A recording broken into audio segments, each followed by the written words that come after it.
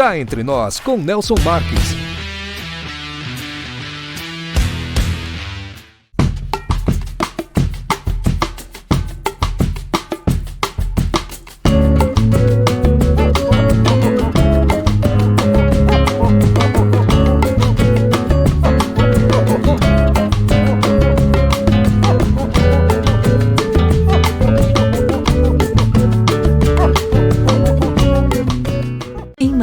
Hospede-se no Estoril Hotel, no centro de tudo, com o conforto que você merece. Ótimas opções de apartamentos, para você desfrutar de dias tranquilos, seja para lazer ou para fazer negócios. A maior estrutura de eventos corporativos da região, academia, pet friendly, estacionamento privativo e coberto e um delicioso café da manhã. Em Marília, reserve o melhor para você. Estoril Hotel.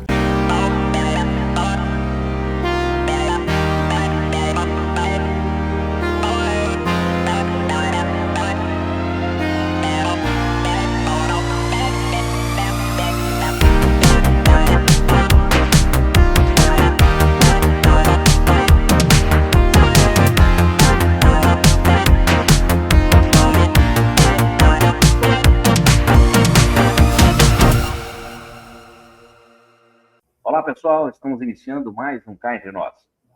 E hoje no Cá Entre Nós vai mergulhar em uma história, em uma das histórias mais importantes da ciência agrícola brasileira. Nós vamos falar sobre pesquisa, dedicação e um legado que ajudou a transformar o café do Brasil em referência mundial. Nosso convidado é um pesquisador que dedicou 44 anos de sua vida ao Instituto Agronômico de Campinas, o IAC, como é mais conhecido, uma das instituições mais respeitadas do país quando o assunto é ciência no campo. Nosso entrevistado é engenheiro agrônomo, formado pela Faculdade de Agronomia de Pinhal em 1981. É mestre em genética pela Universidade Estadual de Campinas, a Unicamp, título obtido em 1989. E doutor em ciências, não sei se eu vou saber falar direitinho a palavra aqui, pela École Nationale Supérieure Agronomique, em Montpellier, na França, em 1994. Depois o Guerreiro me corrige aí a pronúncia. Ao longo desses 44 anos do Instituto Agronômico de Campinas, ele construiu uma trajetória marcada pela pesquisa, pela inovação, e por contribuições decisivas para o desenvolvimento da cafeicultura brasileira. Muito obrigado por aceitar o nosso convite e seja muito bem-vindo ao Cá Entre Nós, meu amigo Guerreiro. O prazer é meu, Nelson. Bacana. Mas não precisa corrigir nada, não. Tá? Vamos lá. Então, tá bom. Guerreiro, muito obrigado, viu, de antemão. Agradecer aí profundamente a seu aceite, estar aqui conosco e acreditar aqui no nosso programa e saber que a gente procura passar informações precisas para o conhecimento geral aí de todos os nossos seguidores. E para começarmos o nosso bate-papo, Guerreiro, eu gostaria que você pudesse contextualizar para o nosso público qual é a importância histórica do Instituto Agronômico de Campinas para a pesquisa do café no Brasil. Olha, o Instituto Agronômico, eu costumo dizer, sempre que posso, que foi criado, né, no Império ainda, 2 anos antes da proclamação da República, por Dom Pedro II, para atender demandas da cafeicultura. Então, o país já era um grande produtor de café. O estado de São Paulo se destacava sobremaneira, e Campinas, especialmente, é a região onde se concentravam as grandes produções, as grandes fazendas de café, usando já um certo nível de tecnologia, né? E com os problemas decorrentes do uso, especialmente do uso da terra, da terra, das perdas de fertilidade, o Instituto foi criado para resolver, a princípio, esse tipo de problema. E de lá para cá passou a trabalhar com inúmeras outras culturas, né? Então, foi de Campinas, do Instituto Agronômico de Campinas, que saíram, desde essa época, né, 1887, mais precisamente, a partir de então, tecnologias as mais variadas para resolver problemas da cafeicultura brasileira. Agora, a importância do IAC, ela não se limita, eu diria, ao país, né? O Instituto tem uma importância destacada no mundo todo, né? Hoje, vários países cultivam cultivares de café que foram selecionadas pelo IAC, usam tecnologias que foram desenvolvidas e geradas aqui pela instituição. Eu me lembro, contando um caso bastante particular, que quando nos anos 90, eu estive num congresso internacional e encontrei uma senhora que era documentalista de uma instituição, da instituição onde eu fiz a minha pesquisa de doutorado. Ela me pediu notícias de Bragância, que é a revista científica do Instituto Agronômico. E, conversando com ela, ela me disse, eu devo minha vida profissional a essa revista, a Bragância, porque eu fui contratada por uma instituição na França para traduzir para o francês os artigos de café publicados em português em Bragança. Então, assim, existem inúmeras histórias, né, do Instituto, das contribuições institucionais, não apenas no Brasil, como no mundo todo, né? História que não deve faltar, né? Conta isso, são 44 anos de dedicação, né? Me diga, o que te levou a escolher essa instituição e permanecer nela aí tanto tempo? Olha, Nelson, eu concluí a faculdade em 81 e logo em seguida eu fui trabalhar em São Paulo, na Faria Lima, numa empresa de planejamento rural, que na época era uma febre, né? Isso.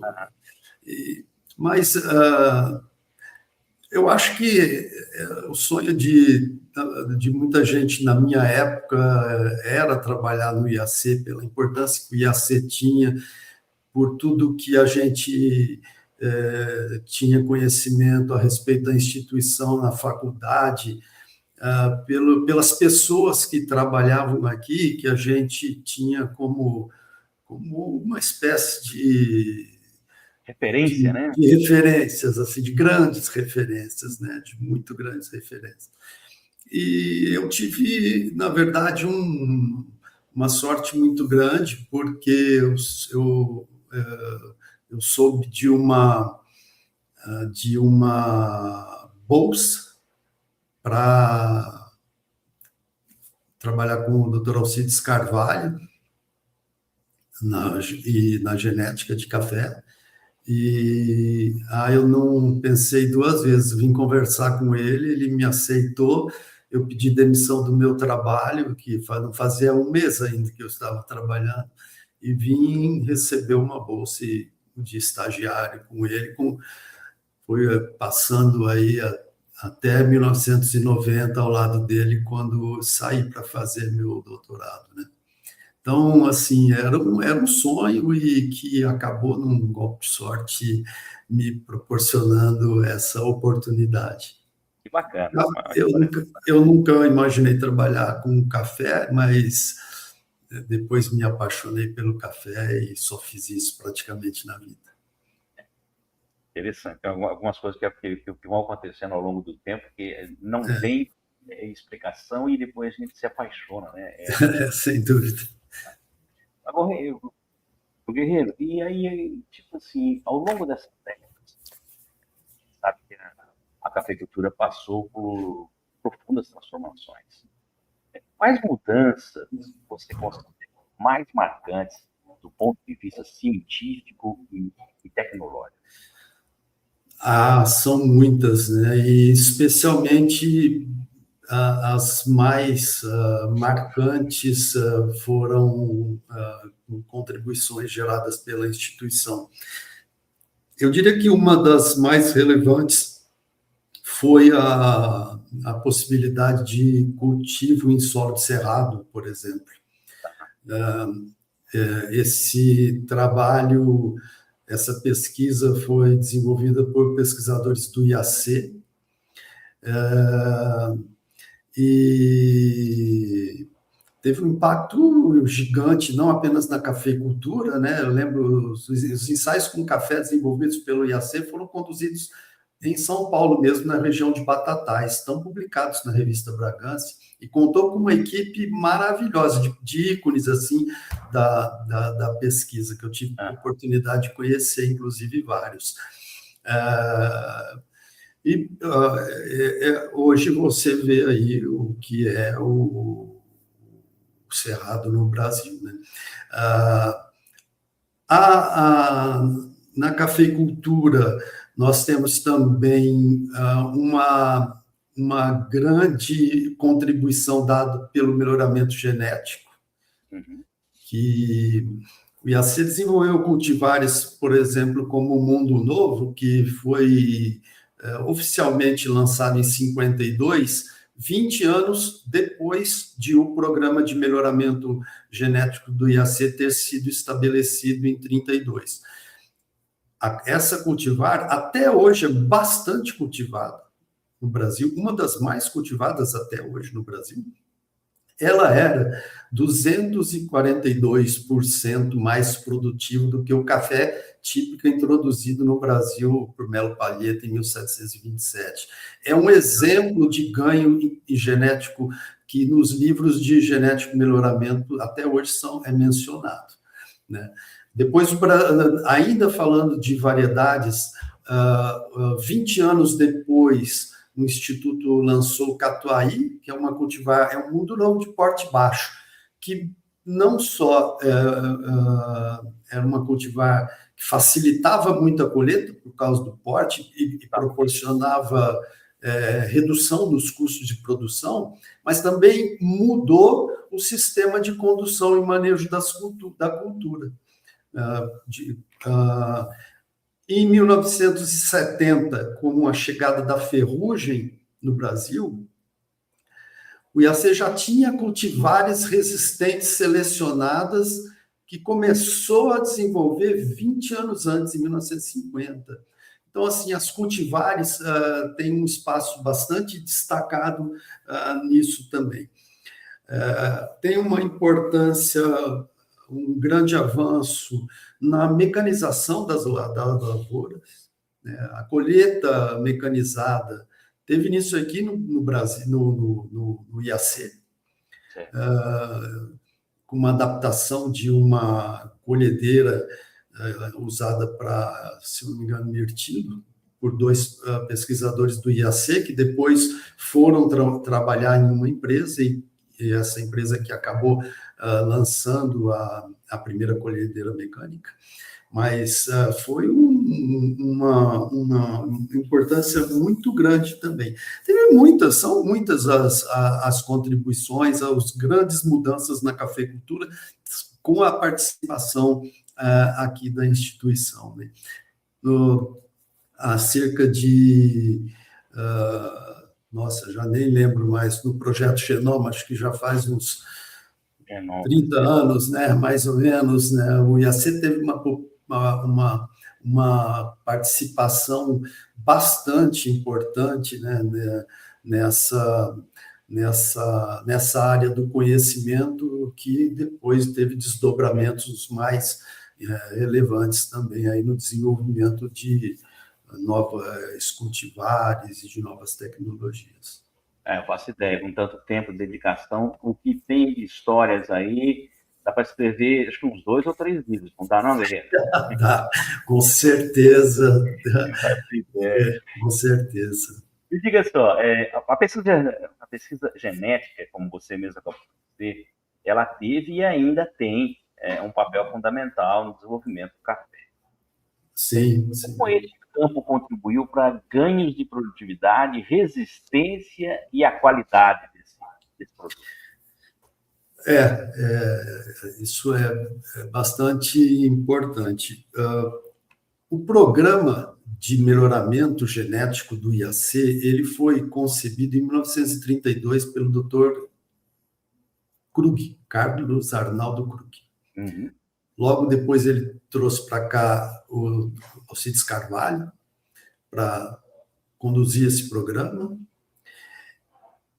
E são inúmeros os frutos gerados por esse programa. Eu diria que hoje, claro, se você consulta o site do Ministério de Registro de Cultivares do Ministério da Agricultura, mais ou menos uma boa parte, diria quase metade das cultivares que estão ali, de café arábica, por exemplo, são cultivares do IAC, selecionadas pelo IAC.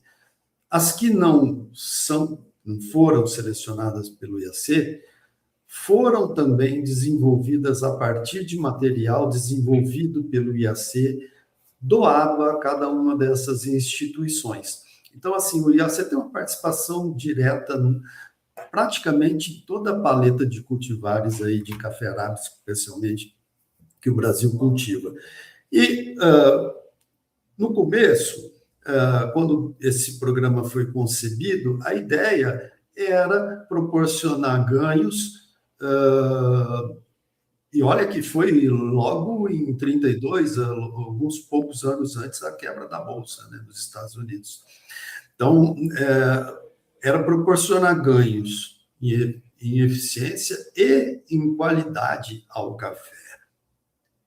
E isso é tão verdade que até hoje as cultivares mais antigas que nós temos, como Catuai, Mundo Novo, lançadas há 50, 70 anos atrás, ainda ganham concurso de qualidade com pontuações altíssimas, né?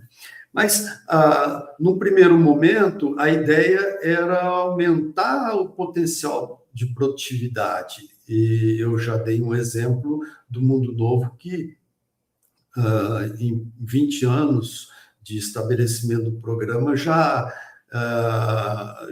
produzia, tinha um potencial produtivo quase 250% superior ao material introduzido.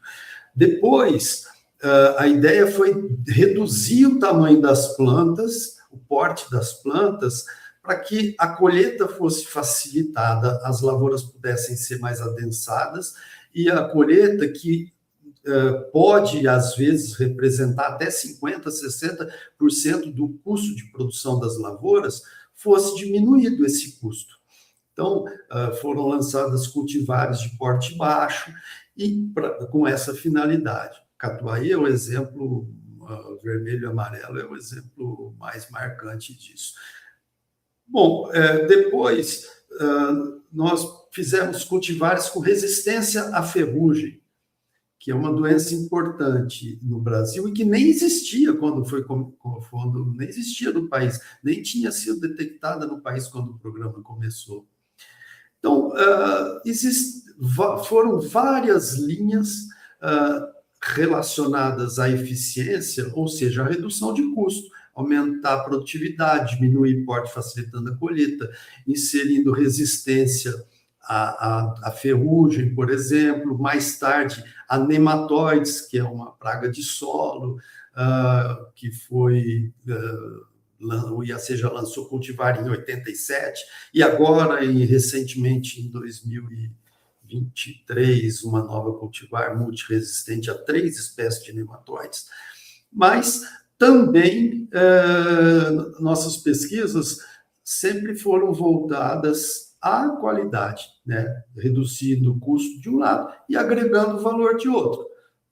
Desenvolvendo cultivares, por exemplo, às vezes não tão produtivas, mas com um potencial, digamos, do ponto de vista sensorial, diferenciado, que permite ao produtor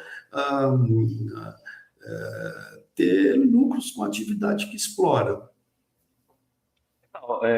Guerreiro, inclusive aí falando de produtor, tem uma pergunta que eu gostaria de fazer para você, que acho que você tem como me falar isso mais claramente, né?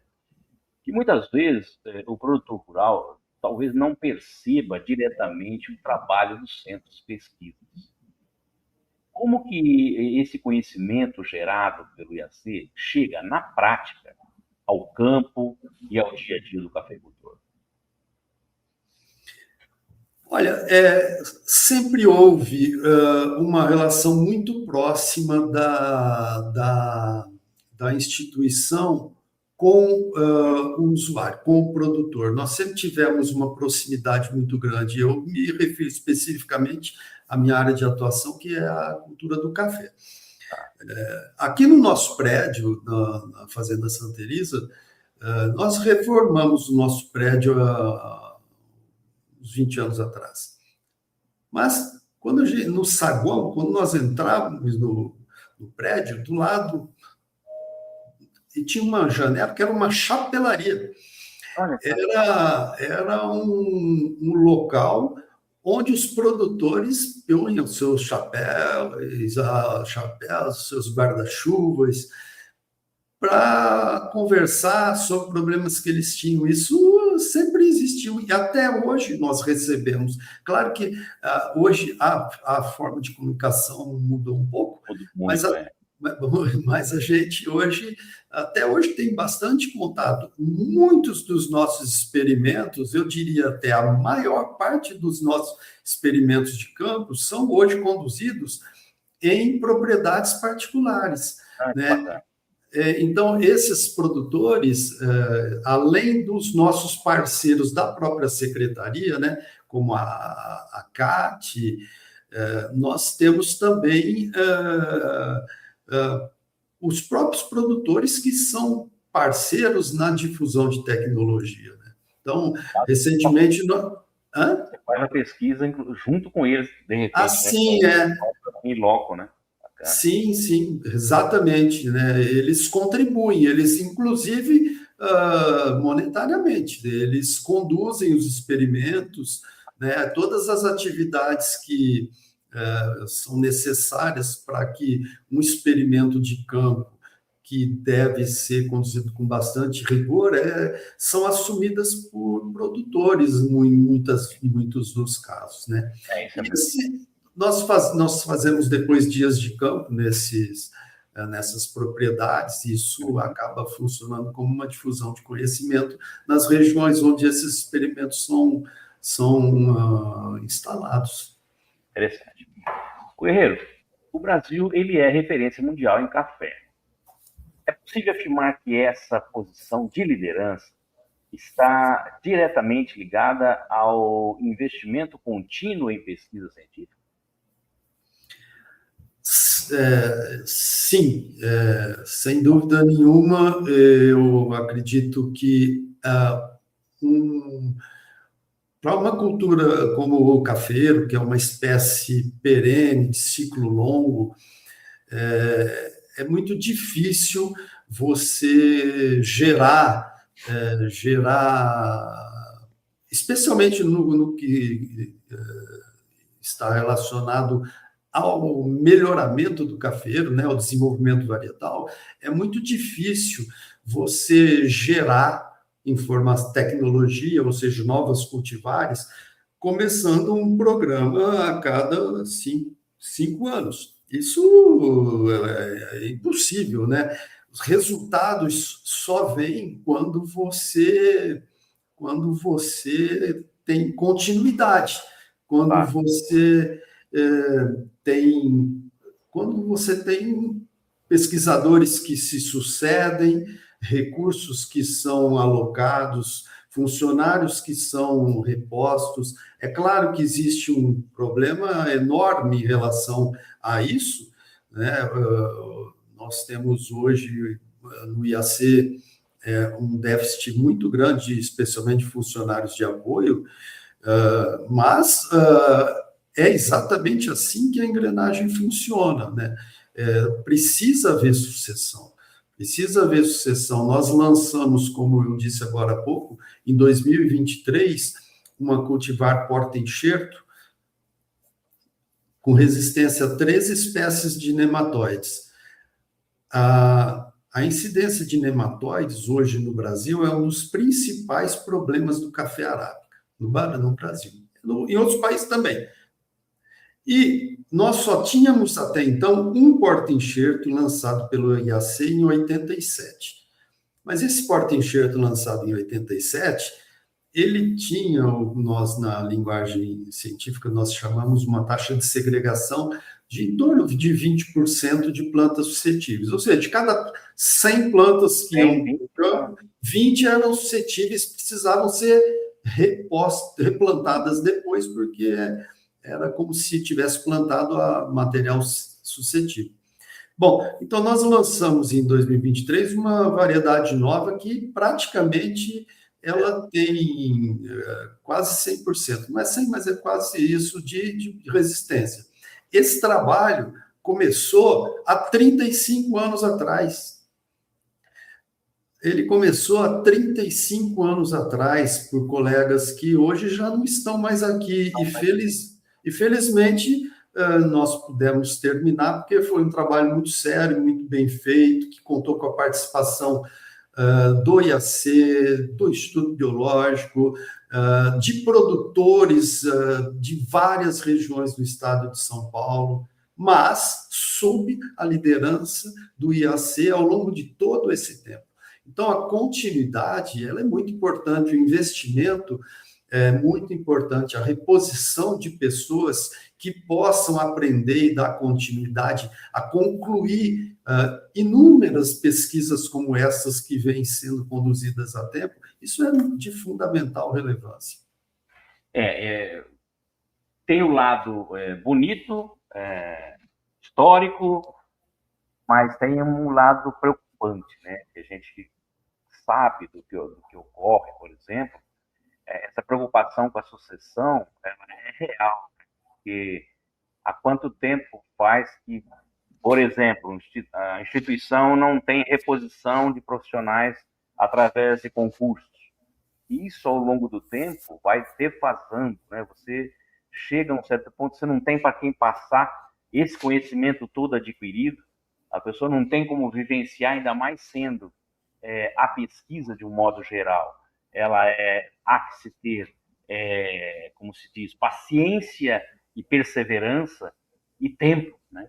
Se você não tem a pessoa para você passar, muitas dessas pessoas que você falou que conviveu com elas, de repente as outras novas não vão ter, de repente, condições de conviver com os que estão hoje, porque se aposentam e tudo mais, e isso fica essa lacuna, né? Então, será que os nossos, como diz, os nossos dirigentes, né, vamos dizer assim, pensam nisso, que a pesquisa ela não pode parar, ela tem que ter uma continuidade e tem que ser passado esse bastão, né, de tempos em tempos, para que não morra todo esse conhecimento.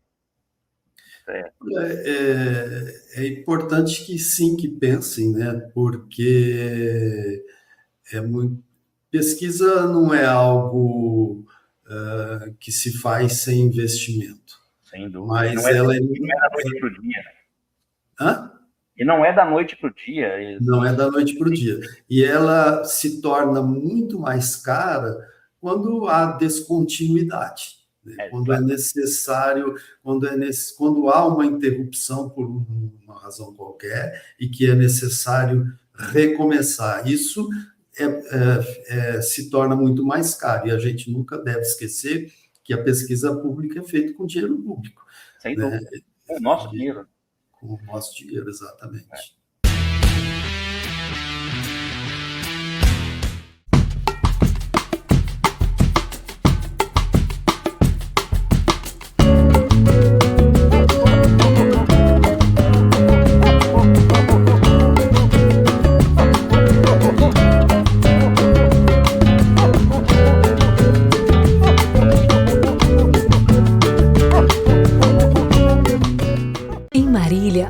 Hospede-se no Estoril Hotel, no centro de tudo, com o conforto que você merece. Ótimas opções de apartamentos, para você desfrutar de dias tranquilos, seja para lazer ou para fazer negócios. A maior estrutura de eventos corporativos da região, academia, pet friendly, estacionamento privativo e coberto e um delicioso café da manhã. Em Marília, reserve o melhor para você. Estoril Hotel.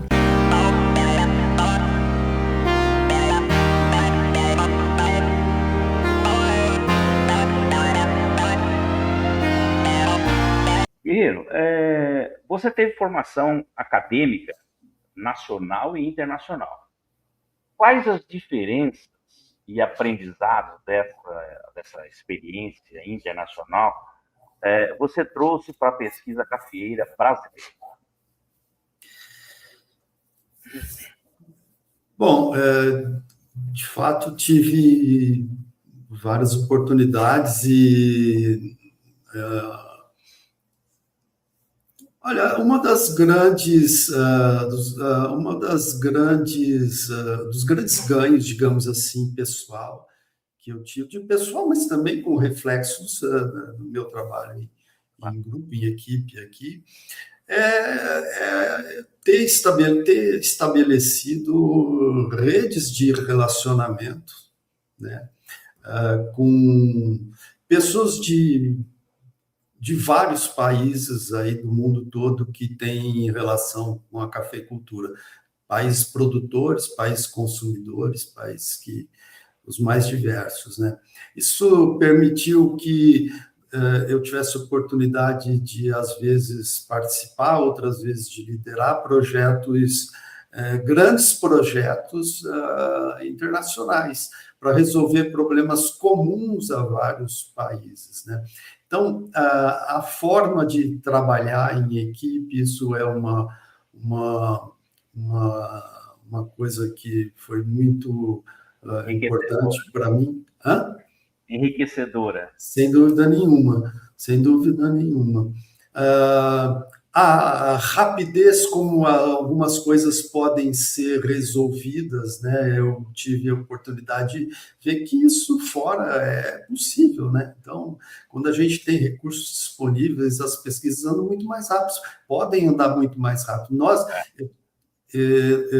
Tive a oportunidade, desde que me formei, de trabalhar em uma equipe de pessoas brilhantes, né? Então, quando saí, eu também trabalhei com pessoas que eu tinha bastante admiração, mas não eram pessoas tão diferentes em termos de... Na cafeicultura que eu conhecia aqui eu trabalhei com Alcides Carvalho, pô, não podia esperar... não podia esperar nada melhor que isso. Mas, sem dúvida nenhuma, né, a agilidade no uso dos recursos, e a possibilidade de falar, né, se comunicar com outras pessoas, trabalhar junto, entender que as pessoas têm, às vezes, necessidades comuns, que a gente pode fazer coisas em conjunto. Isso foi bastante importante para mim. Guerreiro, olhando para o futuro, quais são os principais desafios da cafeicultura brasileira, especialmente diante dessas mudanças climáticas e das exigências deste mercado global de hoje? Bom, hoje praticamente existe um certo consenso em relação à tendência da cafeicultura. Existe uma preocupação enorme com o déficit hídrico, ou seja, com esses longos períodos de estiagem, e que podem certamente ter consequências diretas na produção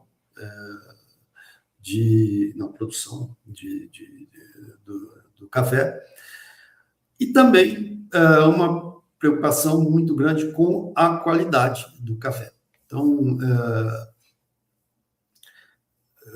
como eu disse, desde o início do nosso programa aqui em 32, a qualidade já era uma preocupação importante, quando o Dr. Krug criou esse programa, mas a forma de se enxergar a qualidade mudou muito hoje, né? Então, hoje a gente tem critérios que não são os mesmos que nós usávamos há muitos anos atrás para avaliar qualidade sensorial.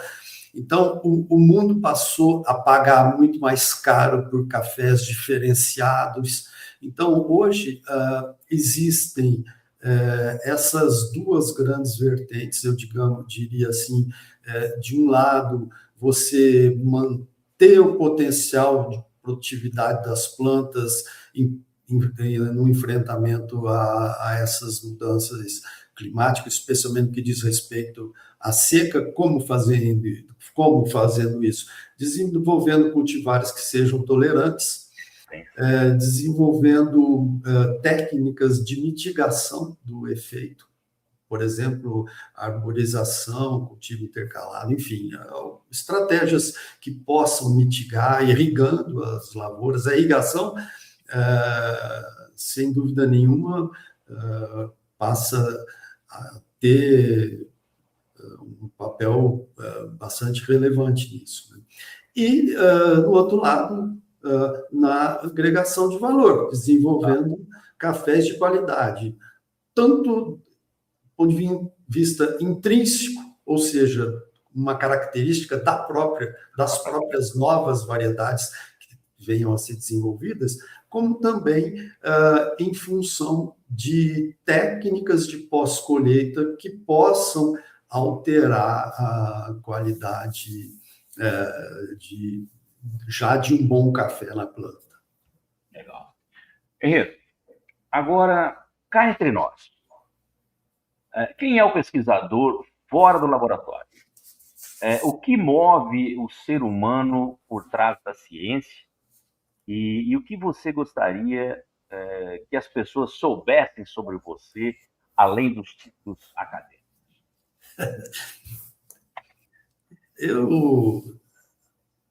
Na verdade, se você tivesse perguntado isso para minha família, eles iam dizer que eu só trabalhei na vida. Mas eu sou uma pessoa comum, uma pessoa qualquer cheia de erros, mais talvez do que acertos, mas que tive a felicidade de encontrar o IAC, o Alcides Carvalho, e trabalhar bastante, e ser bastante feliz com o que eu faço. Então, sou uma pessoa comum, tenho uma vida fora do IAC como qualquer um de nós, mas a instituição e o trabalho ocupam uma parte bastante significativa da minha vida, no meu dia a dia. Que bacana, isso é mais importante. Guerreiro, quero agradecer assim, imensamente a sua presença, a sua disponibilidade e principalmente a sua contribuição para a ciência brasileira e para a história do café no nosso país, viu? Conversas como esta ajudam a mostrar que por trás de cada xícara de café existe muito conhecimento, pesquisa e dedicação, né? Que até o caso aí, 44 anos, é brincadeira, né?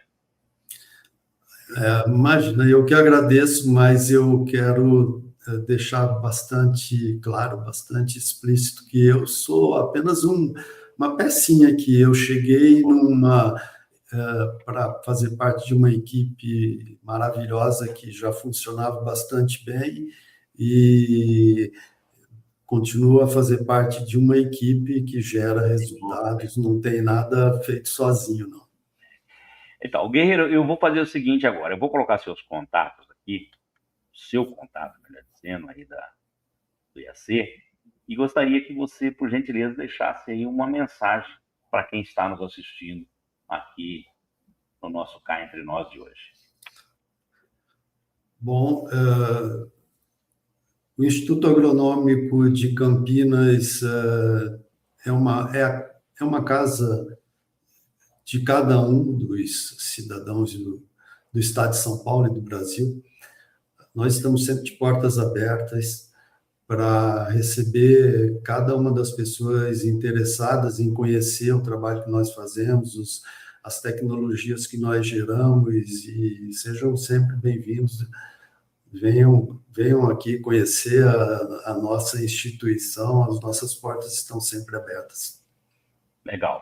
Olha, e eu sou testemunho, eu fui conhecer, fui lá visitar o Guerreiro, inclusive, o lugar que ele trabalha é muito bacana. O trabalho que ele faz, ele e a equipe dele, como ele sempre diz, é muito importante e vale a pena que às vezes a gente não tem noção de como tudo isso é feito, e é muito importante lá. Eu estive lá, gostei, vou colocar umas fotos aqui, viu, Guerreiro, da nossa visita aquele dia lá para o pessoal ver, tá bom?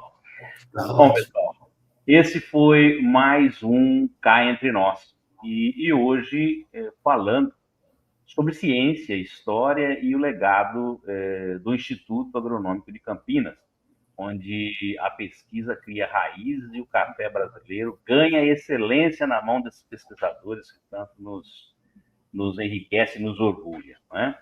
Queria agradecer a todos que nos seguem nas redes sociais e que também constantemente nos enviam os seus e-mails solicitando as pautas a serem tratadas no nosso programa.